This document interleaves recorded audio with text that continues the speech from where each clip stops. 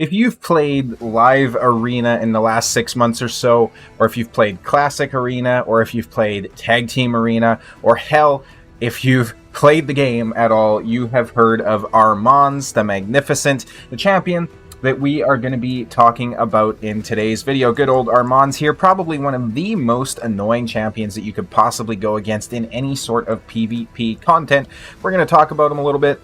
A couple ways to counter him. I'm going to do a more in-depth video on that at some point, but we're also just going to talk about the builds, what I recommend for gear, and how I have my particular Armanz built as well, so you guys can maybe get some ideas and some help on this champion if you're struggling to figure out a good build or a use case for him. So let's go ahead and take a look at his kit. A1 attacks one enemy, has a 55% chance, if I can math correctly, of increasing the cooldown of a random active skill by 2 turns, which is insane.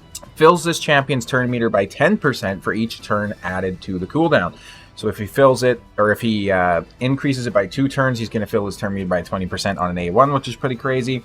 A2 steals the turn meter of each target except enemies under sheep.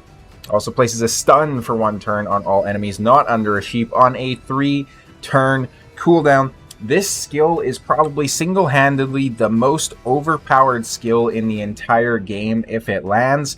You are stealing everybody's turn meter, which means that if you have any more than like 1 enemy, you're basically guaranteed to get another turn almost right away. And you're placing a stun on them, which is absolutely ridiculous. This is very effective for PvP as well as just PvE crowd control. You can use this basically everywhere except like clan bosses, right? So, you know, his use case is just through the roof. There's nobody that even comes close. A3, for my next trick, places a sheep on an enemy for 1 turn. This debuff cannot be blocked. So it can't be blocked by a protected block debuffs or anything like that. Then, 75% chance of removing all buffs from all enemies. Fills his turn meter by 5% for each buff removed. This is absolutely ridiculous. You're straight up targeting and placing a sheep. You can't block it with somebody like a UDK or something like that, because it just straight up places it, and it also can't be blocked in any way, which is absolutely insane. Plus, you have a 100% chance of removing all buffs on the same skill, another 3-turn cooldown skill. If he's not broken enough in your mind already, we're going to change that with the passive whenever a sheep debuff is removed or expires on an enemy, increase the cooldown of a random active skill on that enemy to its max. Fills this champion's turn meter by 10% for each turn added to the cooldown. If there are multiple champions on the team with this skill, only one will activate. Let's think about a worst case scenario. You have a champion whose skill is on a 5-turn cooldown. This guy is going to increase that to the full 5-turn threshold, and then he's going to fill his turn meter by 50% whenever you come out of a sheep, which is absolutely insane. Notice there's not a chance of this happening, just it's straight up, it happens. This guy is incredibly strong basically everywhere inside the game, as you can see. He's not very good in any of these places though, so I think the ratings are very accurate on this particular champion. This guy was a fusion, of course, as well, so basically I'd say probably 95% of the player base was able to attain him quite easily. It was definitely one of the easier fusions we've had, considering how god tier this champion is. We also got the blessing for him after. On top of the rest of his kit, he does also have a speed in arena battles by 28%. This guy is insane. Let's go ahead and take a look at the gearing. How do I have him built? Well, I have him built 347 speed, 75,000 HP, 3,600 defense, and 372 on the accuracy. I'll go ahead and throw my infographic here on screen so you can check it out. Basically, what you're looking on this guy is speed and accuracy. That's about it. If you can get some extra, you know, HP or resistance in there, that would be nice, but it's certainly not mandatory. Those are basically the stats you're looking for. For masteries, what I recommend is coming down to Eagle Eye, and you do, of course, want to pick up Lore of Steel as well. So if you're running them in Perception or Speed sets, you're going to get a little bit of extra bonuses there. And then I do recommend Evil Eye as well, so he knocks back their turn meter a little bit more when he hits them with the A1. And then I do recommend coming down to counterattack masteries inside the defense tree as well. I wouldn't necessarily recommend building this guy out inside the offense tree. You're not really going to benefit from it. He's definitely more of a support champion. He doesn't necessarily hit hard or anything crazy like that. As for blessings, there's a couple of different ways that you can run this guy. So me, personally, I have him built in Polymorph because he is only 4-star awakened. So Polymorph, it's going to have a 10% chance of placing, and it does require accuracy to be placed. If you have him high awakened, so if he's 5 or 6 stars, I would actually recommend running him in Intimidating Presence. Now, Intimidating Presence at the 3-star awakening only increases it by 7.5. and it weakens the enemy's aura by 10%, whereas you get double that at level 5, so an increase of yours by 15 and a weakening of theirs by 20, plus you're going to get that resistance and accuracy as well added into his kit, which is going to be absolutely insane. Basically, what I would recommend is if you have a 4-star or below awakening, put him in a polymorph so he can place out some extra sheeps. It's going to synergize perfectly with his kit, and then for 4-star or above, just go ahead and run him inside Intimidating Presence. Where do you use this guy? Well, basically anywhere in the game. If there's a spot that exists in the game, you can use this champion in that particular spot. Let's go ahead. Let's hop into stage... let's see, what's the next void one? 23, just so we don't get any weak hits. Let's go ahead and take out these champions here, and let's go ahead and see what Armanz is capable of. We're just going to go ahead and throw him in on his own. That's all he's going to need. This guy is going to be able to essentially just fully crowd control the wave and basically make sure that none of them actually get a turn, period, all on his own.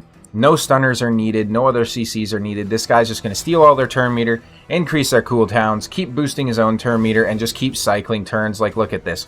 Now he should come back around to his turn meter steal here right away, boom, and he's basically just going to cycle back into another set of just, you know, increasing the cooldowns and all that sort of good stuff, right? So this might not look like much on its own, especially considering that he's not doing damage or anything like that, but the level of crowd control this guy brings is absolutely astronomical. If you consider that they haven't even been able to take a turn, and then you pair that with the fact that you can have cooldown resetting champions, you can have damage dealers going in between, you can have people placing decreased speeds, additional turn meter reductions, right? Skill resets on Armanz.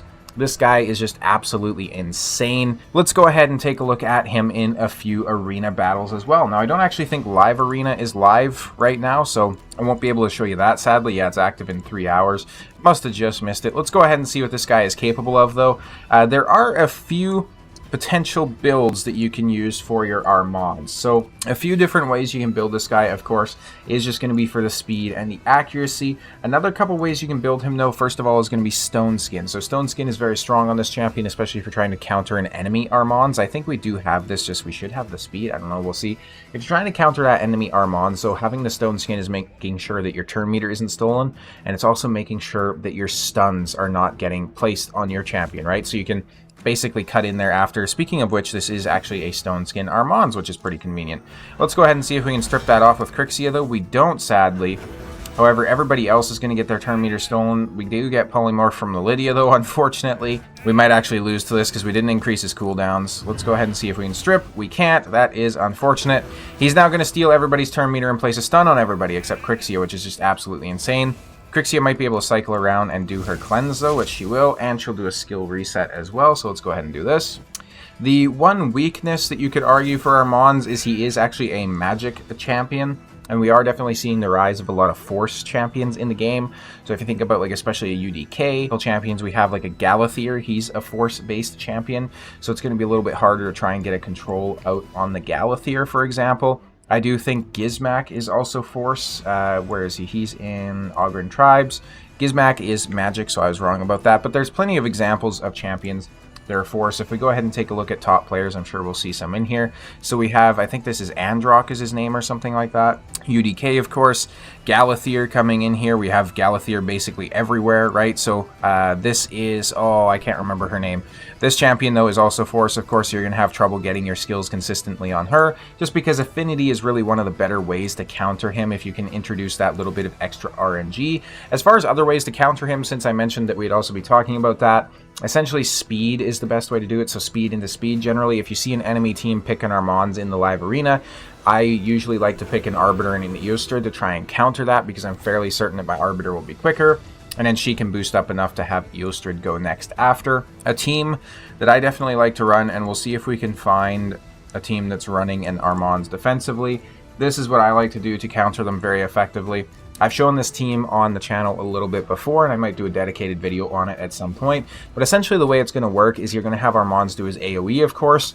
The stun is going to get eaten by the Ancora, so the Taurus is going to be able to continue counterattacking, essentially. And then for any sort of single target, that gets eaten by UDK. So, for example, his A1s get eaten by UDK, and there's not really much the enemy team can do about that, which is quite nice. And of course, anytime, like I mentioned, that he's putting out that, you know, AoE, the A2, he's just going to get counterattacked by the Taurus, which is awesome. And the thing about this too is you don't have to worry about, you know, a 3% chance of failing if you're just building your Taurus with like high resistance or something like that, right? Which is incredible. So this is a very consistent way to beat an Armanz team. And the only thing that can really throw it off is if they sheep your Marichka, which they do more often than not.